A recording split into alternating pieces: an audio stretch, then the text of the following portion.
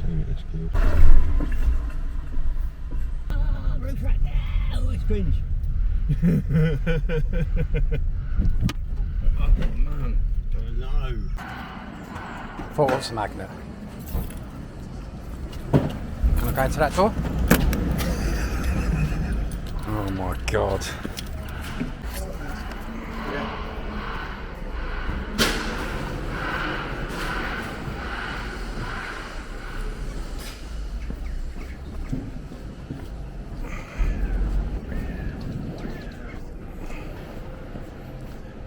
Goodbye, microwave.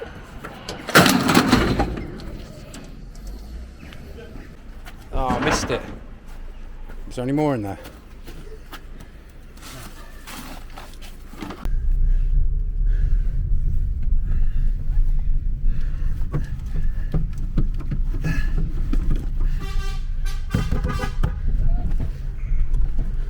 Cheer up. Right, happy birthday.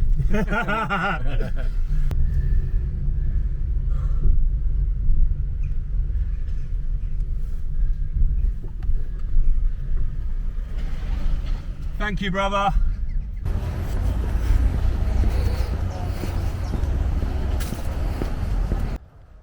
Good morning, everyone. 4th of October 2023. That leaves me 12 days before I fly out, and if you watch my last video you know that I've upped sticks and I'm going off for a year to see what's out there. Watching some of the or following the Facebook groups for travel information, you know, like Southeast Asia, India, Africa, that type of thing. You get a lot of people that put a list down of the things they wish they'd have brought. So with that in mind, I've got to really go into Kingston today, which is the closest town to me, just to pick up a few bits and pieces so I've got peace of mind, so I know that I've got everything I need. I'm not going to overdo it I'm not going to overdo it basically. But while we're down in Kingston, there's a couple of things I wanted to show you. It's probably a little known fact that besides the Stone of Destiny, Kingston's got its own coronation stone where 7 Saxon Kings were crowned, and it's regarded as the birthplace of England, actually, Kingston. And interestingly enough as well, right near the stone is the oldest bridge in London.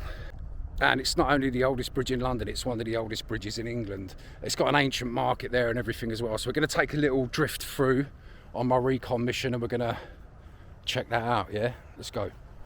And what a beautiful day it is.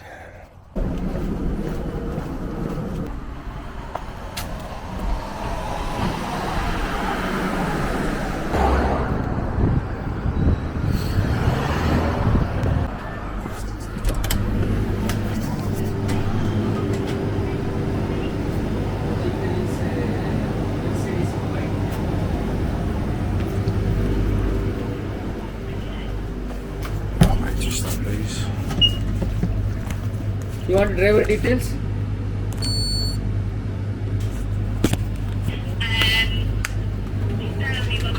Sweet.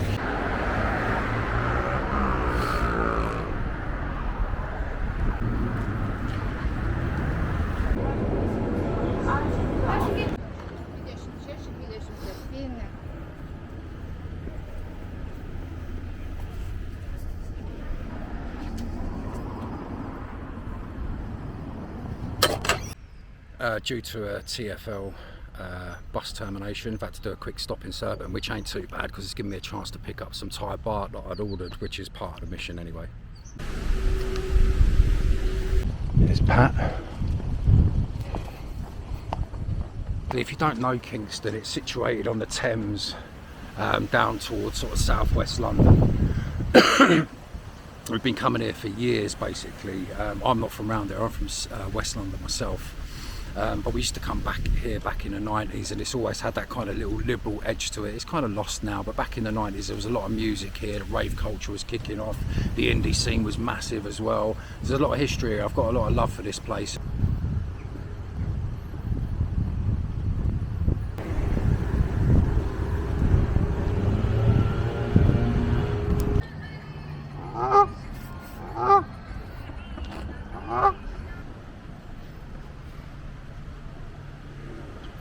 It's the Claton Bridge oldest bridge in London and one of the oldest bridges in the UK as well.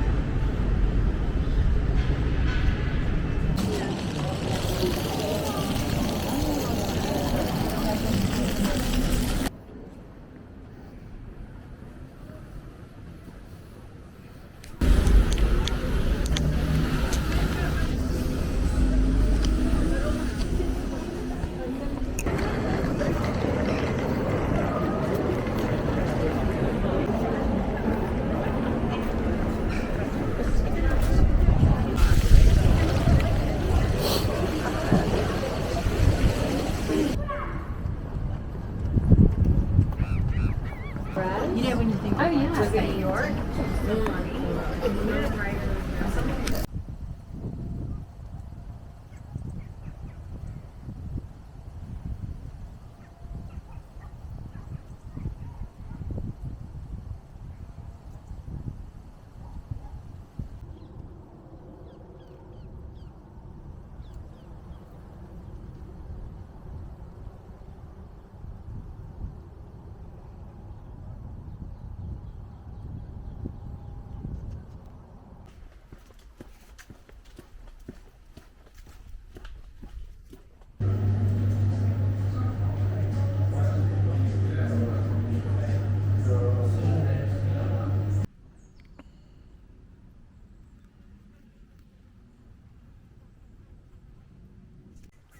From conquering to conkers, you know, I just walked past the long forgotten horse chestnut tree, and there's conkers aplenty on the floor. Back in the day when we was younger, we would have fought to pick them up, you know, battling against each other. Conkers, everyone had a 99er. As I say, I just walked past the conker tree, and I've never seen a tree look so sorry for itself, like it's been forgotten in time. And I seem to remember somewhere back in the past there that they banned conker fighting for whatever reason, and we should have really noticed that that was the beginning of the end, really, in a lot of ways, or at least one of the notches in the ladder of the beginning of the end. Back in the day, everyone had out be picking up bag loads, and I mean plastic bin liners full of conkers. So much so that even if your mum saw a decent conker on the floor, she'd pick it up and bring it home for you.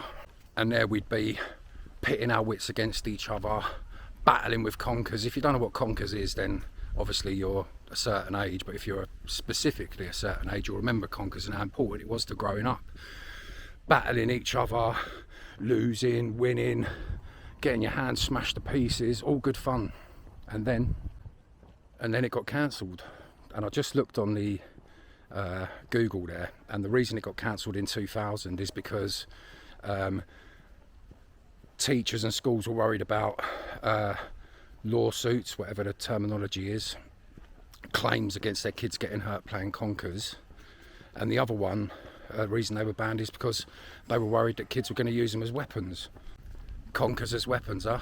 Imagine that. They banned conkers because they thought they were going to be weapons, used as weapons. Well, look at today. People are chopping each other up with swords, machetes, big knives, zombie killer knives. To be honest with you, if I'm going to get mugged, I'd rather it be with a conker than a bloody machete. Like I said, now the humble horse chestnut tree sits there unwanted, and we used to love it back in the day. That was our tree, man. Ban this, ban that. I mean, I'm glad I didn't grow up in this modern society. It's a wonder people go crazy trying to abide by all these rules and stuff.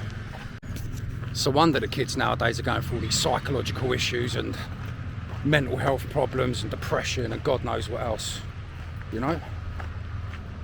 You try and work within the boundaries of things and it's like you're trapped, almost.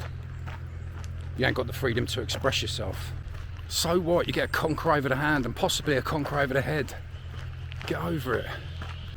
I don't know, it's a long time since I've been a kid, but I think we were much more in touch with what was around us when we were younger, you know. Sticks for swords, a ball and a curb for curbsies, an open space for British Bulldog or Beat the Letter, stolen traffic cones for goalposts, white dog poo for chalk. I mean, the list is endless. Did they really need to get rid of the honoured and timely tradition of conkers? Ask yourself that. The answer's no, by the way.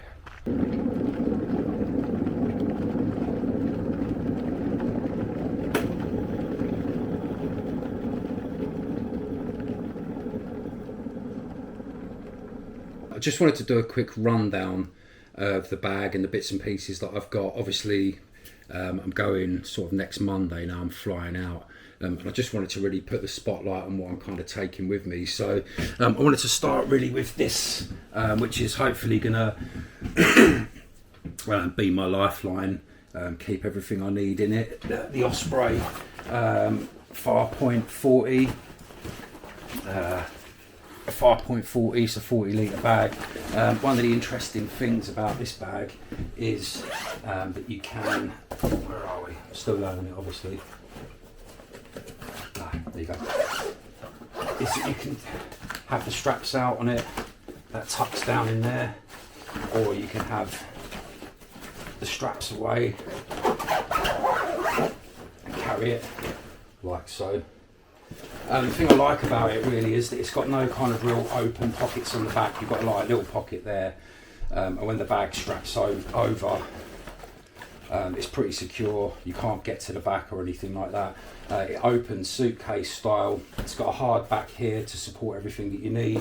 A little kind of zip bag there to keep all your, I don't know, your wet towels and toilet pants, underpants, socks, all that kind of thing. There's a hard back to it as well, so it's got quite a lot of support. And it's a 40 litre bag, so you can get quite a lot in there. You've got a zip at the top, just to keep some stuff. You can't lock that because it hasn't got another mechanism on the side to lock, but the actual main part of it does have a lock, so you can lock both the zips together so you can't physically get into the bag.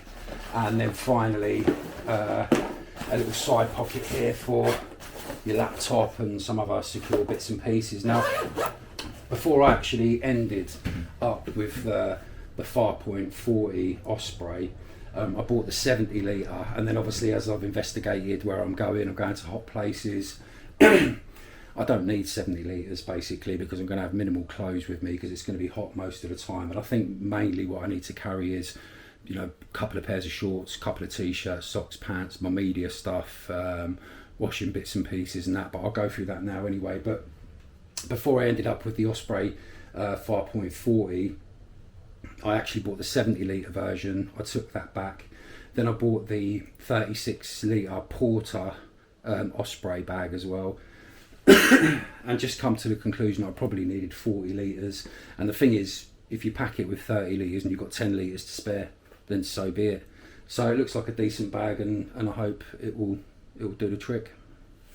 Some footwear as well. I'm going to wait till I get over there to buy any like flip-flops and bits and pieces, but I've got some trainers to suit for their certain purpose, and then I've got these bad boys as well.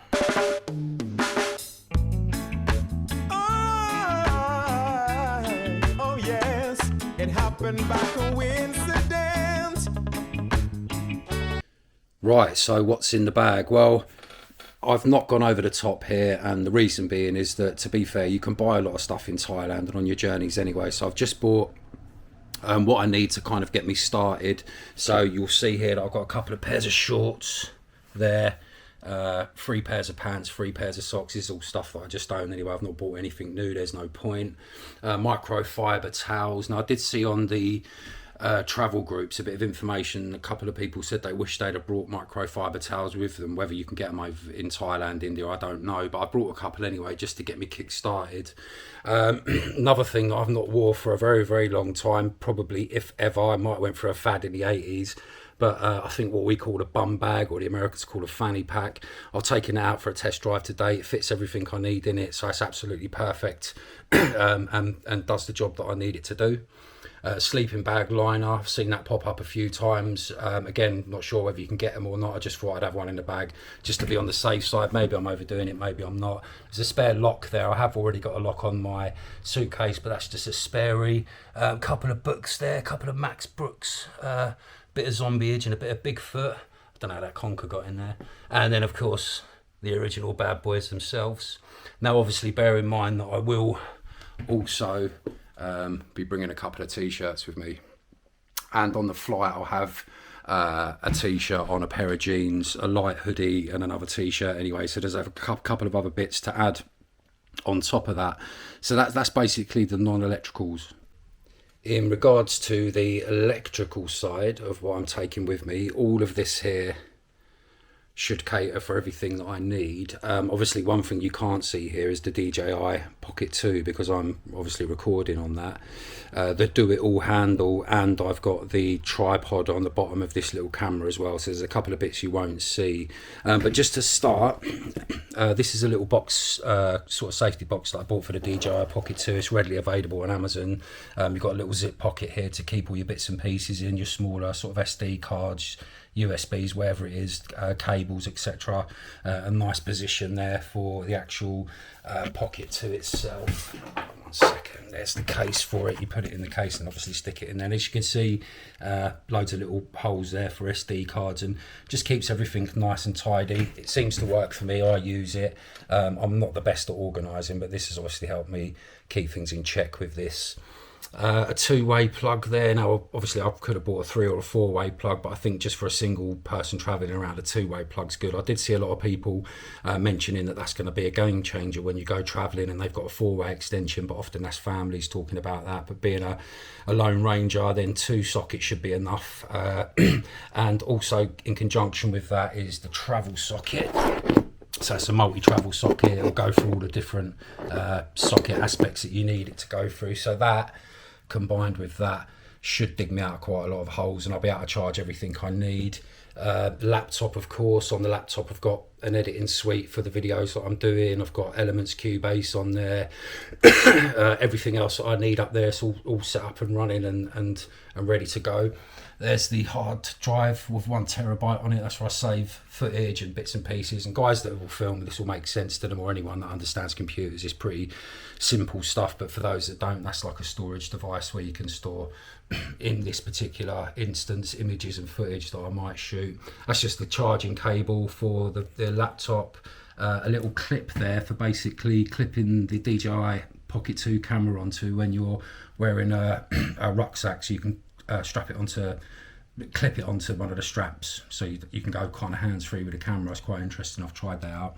And then a power bank, just a cable there. Obviously there's a lot more cables that I'm going to need, and I need to pick up another SD card as well. I just want to make sure that I've got things this side of the water before I get there, so I don't have to do too much running around. But I've done some investigating, and you can pretty much buy everything you need in Thailand, so I'm not going to really want for much, I don't think.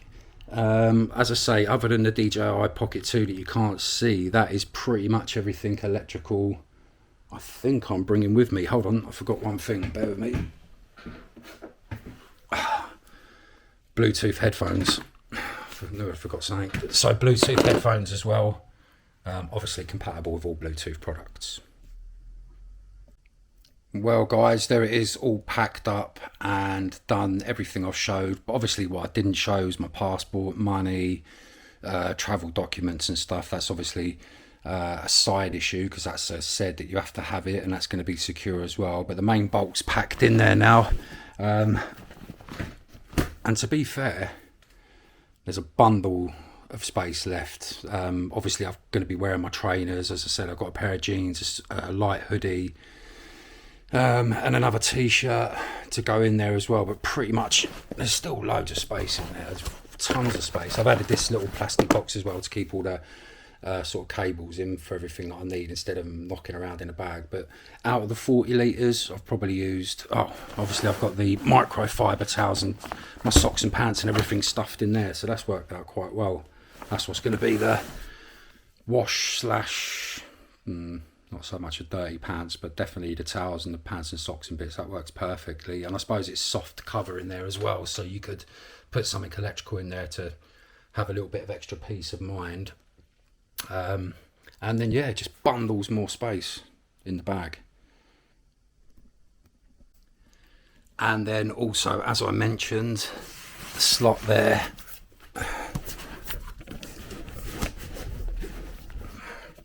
for the laptop, all protected, all ready to go.